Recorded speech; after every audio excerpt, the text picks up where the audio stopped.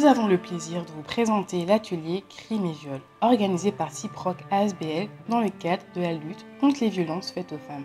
Sa violence, son silence. Un atelier qui a rassemblé des spécialistes du secteur de ces problématiques de crime et de viol, comme SOS Viol, Intact ASBL et Mme Laetitia Kalimbariro, qui ont expliqué et informé le public, composé de femmes, mais également d'hommes, qui sont venus à l'atelier. Dans le cadre de la semaine de sensibilisation à la lutte contre la violence faite aux femmes, nous avons organisé, aujourd'hui c'est le deuxième atelier que nous organisons, donc pendant la semaine, chaque jour, pendant 4 jours, il y a eu des ateliers. Aujourd'hui c'était l'atelier sur le viol et viol comme arme de guerre.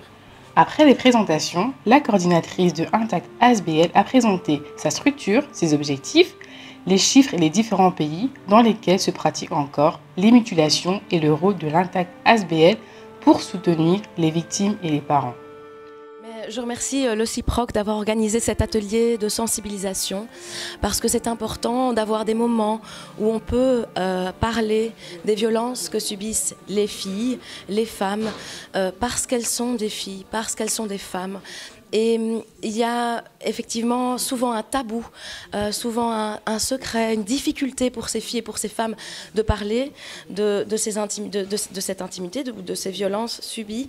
Et donc il est important de trouver, de dire au public qu'il y a en Belgique ou dans le pays d'origine, donc ici en tout cas pour ce qui est de la Belgique, des moyens de protection, des lieux où elles peuvent être entendues, où elles peuvent être écoutées, et où des moyens peuvent être mis en œuvre pour tenter de mettre en place une protection pour ces femmes. Alors il y a des efforts à faire, il y a au niveau des mutilations génitales féminines une difficulté au niveau de la détection du risque, et donc c'est des choses qu'il faut pouvoir discuter avec les publics, avec leurs questions, leurs réflexions, et vraiment expliquer qu'ils peuvent aborder le sujet avec les associations. Nous travaillons beaucoup avec différents acteurs de l'aide à la jeunesse, de la prévention à la santé, de la justice, pour sensibiliser justement les professionnels sur ces questions qui ne sont pas fort connues. Parce que justement, il y a peu de discussions et le tabou est difficile à lever sur ces questions qui touchent à l'intimité des filles et des femmes, à des pratiques voilà, qu'on ne connaît pas. Donc on accompagne justement les filles, les femmes et les familles qui cherchent à être protégées ou accompagnées. Donc au niveau plutôt des aspects juridiques et protectionnels, prévention des mutilations génitales féminines. Et donc on se situe à Schaerbeek, près de la place Litz.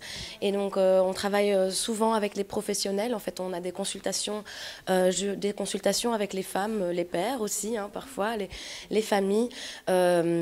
Qui souhaitent protéger, qui subissent certaines pressions familiales ou communautaires par rapport à la pratique de l'excision et qui souhaiteraient avoir un soutien, un accompagnement pour protéger ou pour se protéger elles-mêmes, protéger leurs filles ou se protéger de l'excision.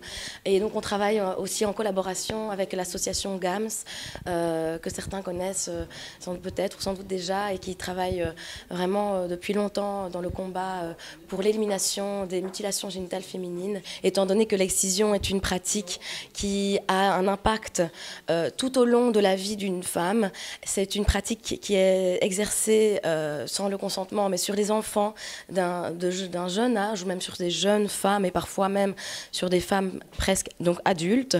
Il est important d'expliquer aussi les conséquences sur la santé à court terme et à long terme, tout au long de la vie des filles et des femmes, de cette pratique, de cet acte qui a des conséquences sur la santé physique, mentale et sexuelle des filles et des femmes, et a une implication et un impact donc dans la vie des familles, des couples et des filles et des femmes. Le viol utilisé comme arme de guerre a été évoqué par Mme Laetitia Kalimbariro. J'ai accepté de venir ici parce que normalement, le 25 novembre, c'est une date que toutes les femmes doivent garder en mémoire. C'est une date qui nous invite à nous rappeler qu'il y a des violences qui se font contre les femmes. Il y a des violences domestiques, mais il y a des violences qui, dans le cas du Congo dont je parlais, ce sont des violences qui sont utilisées comme armes de guerre.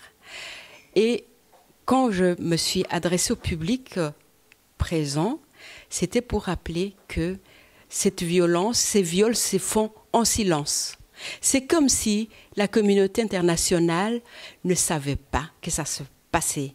Et pourtant, cette communauté internationale sait qu'il y a des viols qui se font dans certains coins du Congo parce qu'on utilise ces viols pour exploiter les richesses du Congo. Parce qu'on utilise ces viols pour déshumaniser toute une communauté, pour humilier la femme, pour sortir la femme de son rôle d'éducatrice des enfants, de la famille, son rôle de socle sur lequel se repose la famille et toute la communauté. Nous avons rappelé qu'il y a des lois qui punissent le viol, qui punissent ces viols, mais nous voulons que ces lois soient appliquées. Il y a trop d'impunité qui se passe dans le Congo, pour le cas précis. On peut parler aussi des viols de femmes en Inde, au Pakistan. On a vu qu'en plein bus, ça se passe. On a vu qu'il y a des procès, mais ce sont des procès de parade, des procès qui ne mènent à rien. Le violeur est condamné, mais quelque temps après, le violeur va ressortir. C'est presque comme s'il riait au nez de la victime. Nous voulons que ces violences-là soient punies et que les communautés internationales s'impliquent. Il y a un film qui dit « Silence, on viole ». Ce film est toujours valable aujourd'hui. On viole, et personne ne se dit non, il faut qu'on arrête. Et pourtant, ça peut se faire. Et moi, j'ai dit aussi que on utilise le viol comme arme de guerre parce qu'à partir du moment où toute la communauté se déménage, fuit, les gens qui viennent exploiter les richesses du sol s'installent. Ils s'installent, voilà. Mais dans leur installation aussi, même en s'installant, en exploitant, ils ont encore besoin de la femme. Et la femme, cette même femme, devient aussi une esclave sexuelle. Ça, nous devons dénoncer.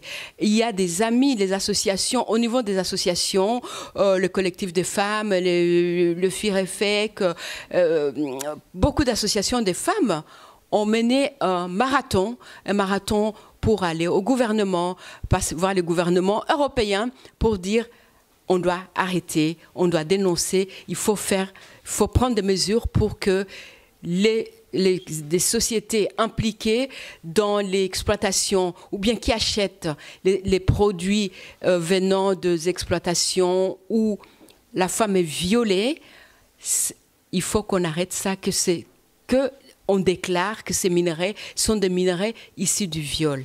Voilà, c'est tout ce que je voulais vous dire. Mais il faut aussi que le gouvernement congolais ait une volonté ferme de poursuivre les violeurs. L'impunité doit arrêter.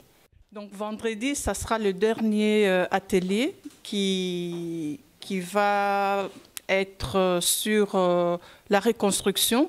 Donc, comme je vous l'ai dit, quand on a subi dans son corps, dans sa chair, le viol, la violence conjugale, alors il faut se reconstruire. Et dans cet atelier, on va parler de la reconstruction des victimes. Voilà à peu près ce qui va se passer vendredi. Et sinon, on aurait eu notre soirée, mais bon, vu les circonstances dans le pays maintenant, c'est annulé. Mais c'est à reporter. Merci de nous avoir suivis et rendez-vous sur notre chaîne BAM TV pour d'autres reportages.